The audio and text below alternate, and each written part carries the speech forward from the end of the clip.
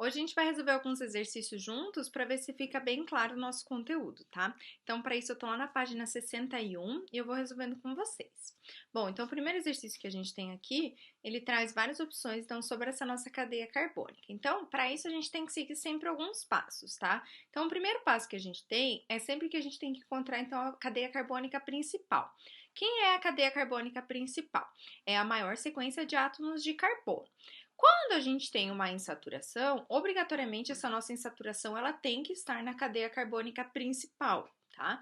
Então é a maior sequência. Então vamos observar que a gente vai começar então a contagem daqui justamente para esse nosso átomo de carbono ele estar na nossa cadeia carbônica principal. Então eu tenho 1, 2, 3, 4. Essa daqui é a minha primeira opção, tá? Por que eu tô falando que ela é a minha primeira opção? Porque tem várias formas da gente contar.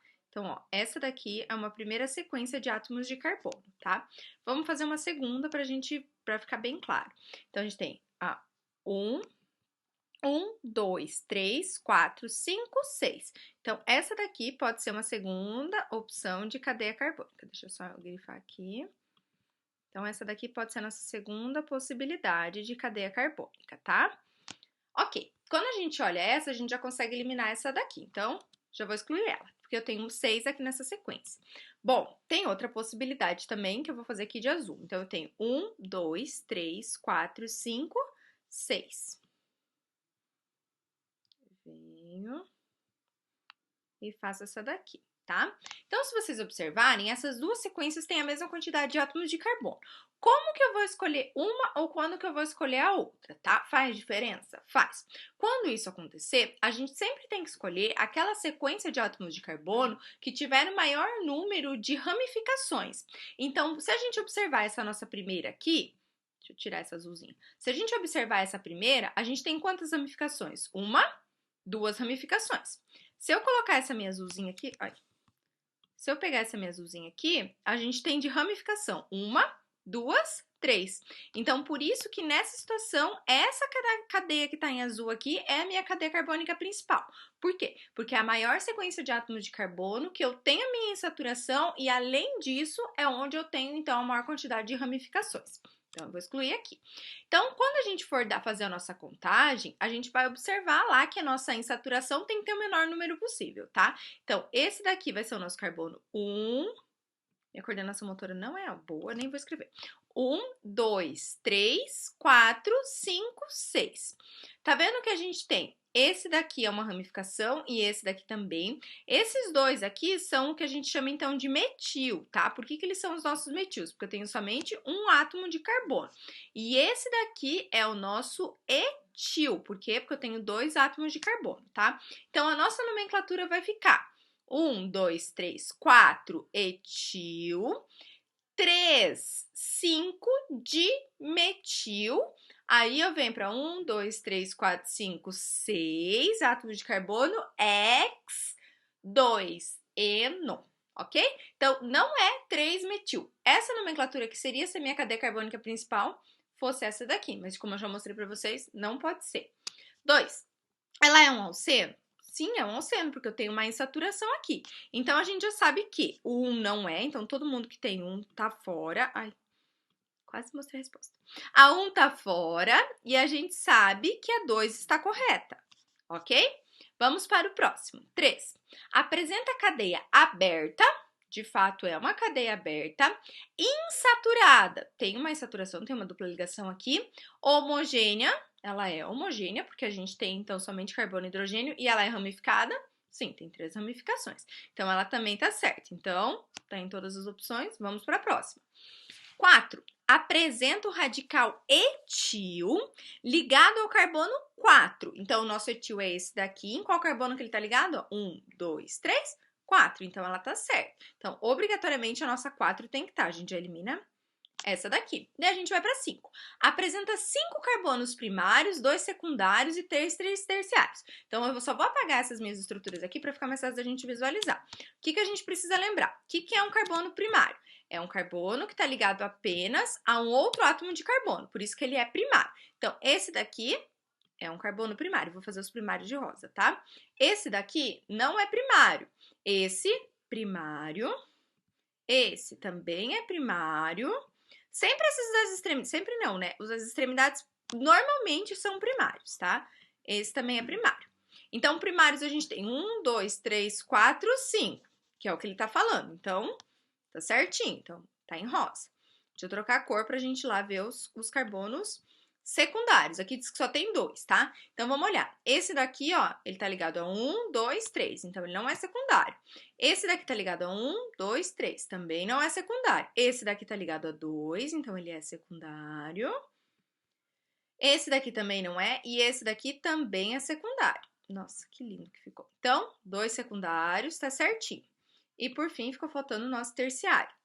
Vou fazer de verde. Então, vamos lá. Terciário. Esse daqui, ó, tá ligado a 1, 2, 3. Então, ele é terciário. Esse daqui também, ó, 1, 2, 3. Também é terciário. Esse daqui também, ele é terciário, tá? Então, eu tenho 3 terciários. Então, consequentemente, tá certinha. Então, por isso que é a nossa letra C, ok? Vamos pro próximo. 24. A nomenclatura oficial e o PAC do composto a seguir é. Então, vamos lá. O que a gente tem aqui é um ciclo, tá? E aí, esse ciclo, a gente tem duas ramificações. Duas não, né? 3 ramificações, tá? Então, a primeira coisa que a gente tem que pensar é que se ele é um ciclo, ou seja, ele é uma cadeia carbônica fechada, ele tem que ter ciclo escrito no nome dele. Então, consequentemente, eu já elimino a letra B, eu já elimino a letra C e eu já elimino a letra D, tá? Prof, isso ficou muito mais fácil, com certeza ficou mais fácil, tá, gente? Então, o que a gente vai olhar para fazer essa nomenclatura, tá? A gente vai olhar que tem aqui um carbono, e nesse meu carbono aqui, a gente sabe que tem duas ramificações nesse meu átomo de carbono. Então, no mesmo carbono eu tenho um metil, e no mesmo carbono eu também tenho um metil. Então, por isso que ele é um dimetil, 2, 3... de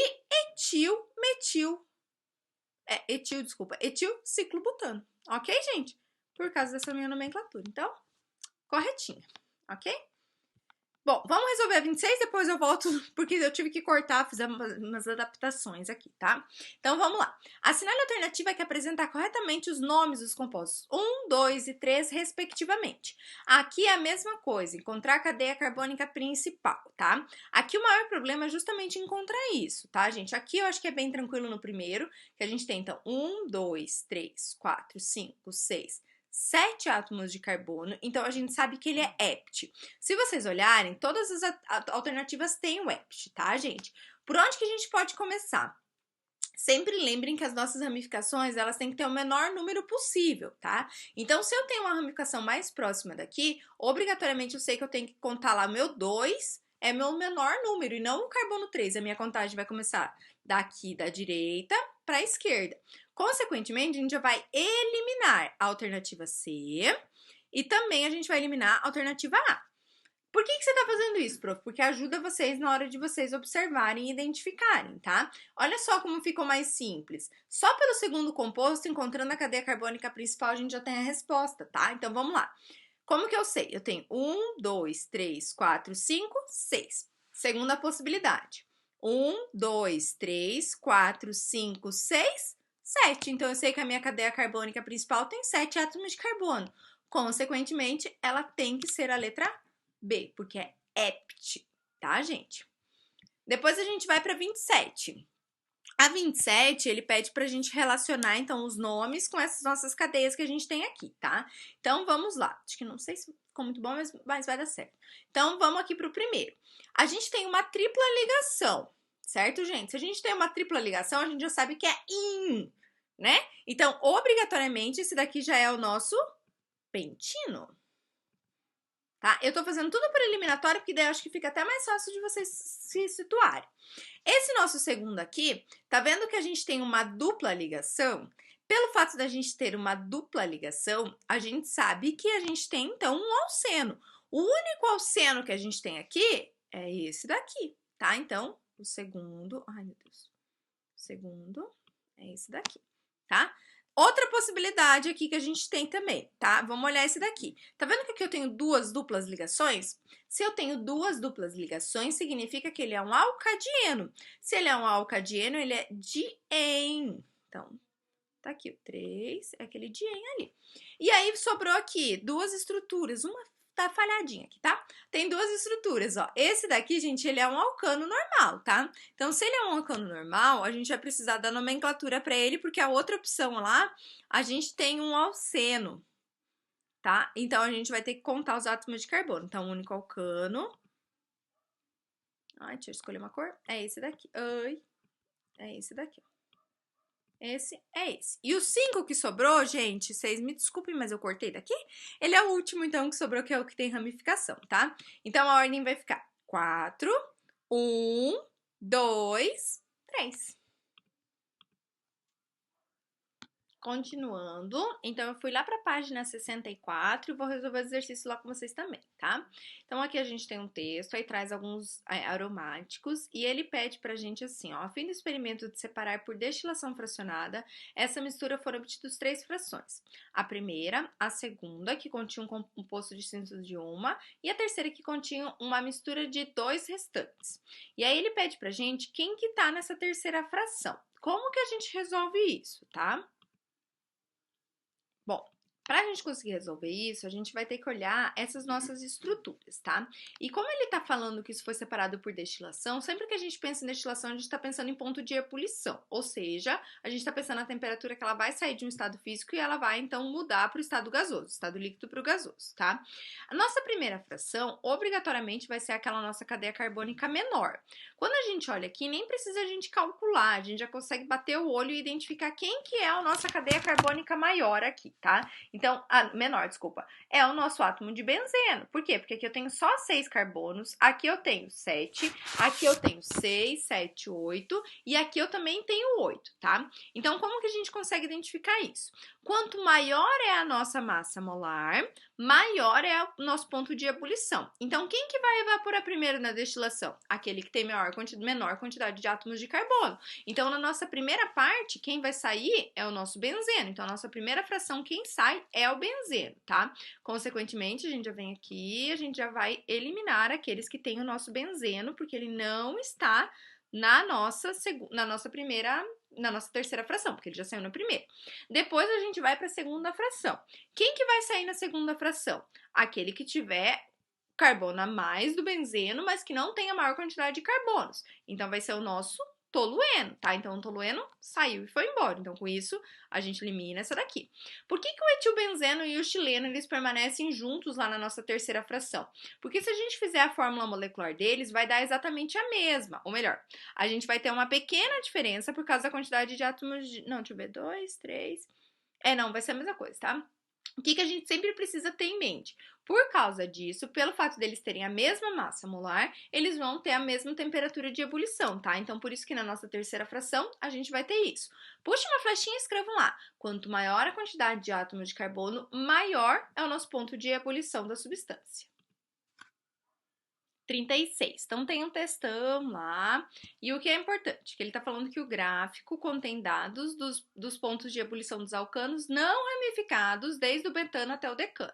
Quando a gente olha para esse gráfico, a gente consegue ver que a gente tem, então, nossa temperatura de ebulição, tá? Em graus Celsius, aqui escrito tempo, mas é temperatura, tá, gente? E aqui número de átomos de carbono. Aquilo que eu falei na questão anterior é válido aqui. Quanto maior a temperatura de ebulição, maior é a quantidade de átomos de carbono. Então, eles são diretamente proporcionais, tá? Quando a gente pensa de carbonos não ramificados, uma cadeia normal, tá? Então, a gente vai ter que analisar essas alternativas para ver se elas são verdadeiras ou se elas são falsas. Então, a primeira, CH4, C2H6, C3H8, C4H10 são gasosos a temperatura ambiente, então 25 graus Celsius. Então, o que a gente vai ter que fazer? Vim aqui em 25 graus Celsius e a gente observar esses nossos átomos de carbono. Nessa nossa linha aqui, pelo que ele fala aqui no enunciado, ele fala que é o nosso ponto de ebulição. Então, significa que exatamente em cima nessa linha, a gente tem, então, a mudança de estado físico. Então, a gente tem saindo do líquido e indo para o gasoso exatamente em cima da nossa linha. Como a gente quer 4 átomos de carbono e 25 graus Celsius, a gente vê e traça aqui uma linha, tá? Quando a gente fizer esse traço aqui, a gente vai observar que todos eles estão abaixo ou antes dessa nossa linha. Então, consequentemente, todos eles são gasosos à temperatura ambiente, tá? Então, nessa temperatura eles são gases. Se eles estivessem exatamente nessa nossa linha, a gente falaria então que eles são líquidos, ok? Próximo que a gente tem aqui. Deixa só eu arrumar. Pronto. Quando a gente olha, então, a 2, o aumento da temperatura de ebulição com o tamanho da molécula é o reflexo do aumento do momento dipolar da molécula? Bom, importante que essas moléculas, elas são moléculas apolares, então a gente não tem polos nela, tá? Com isso a gente já não tem essa relação. Outra coisa que a gente precisa lembrar é que a nossa temperatura de ebulição está diretamente relacionada com o aumento da cadeia carbônica. Ponto. É isso, então ela é falsa. 3. Quando se efetua a separação dos referidos alcanos por destilação fracionada, destilam-se inicialmente os que têm moléculas maiores. Gente, é justamente o contrário. Quando a gente está aquecendo, primeiro a gente vai chegar numa temperatura mais baixa, certo? Então vai evaporar aqueles que têm moléculas menores, ou seja, cadeias carbônicas menores. E por fim, aquelas moléculas que são maiores. Por quê? Quanto maior a cadeia carbônica, maior a nossa temperatura de ebulição. Tá? 4. Com o aumento do tamanho da molécula, a magnitude das interações de Van der Waals aumenta e, consequentemente, o aumento da temperatura de ebulição. Exatamente, que é isso que eu tô falando para vocês o tempo todo, tá? E o nosso último exercício, tá? Então, vamos lá. Esse daqui a gente vai precisar ler para explicar algumas coisas aqui, tá? Então, a contaminação por benzeno, clorobenzeno, trimetilbenzeno e outras substâncias utilizadas na indústria como solventes podem causar efeitos que vão da enxaqueca à leucemia. Conhecidos como os compostos orgânicos voláteis, eles têm alto potencial nocivo e cancerígeno, e em determinados casos, um efeito tóxico cumulativo.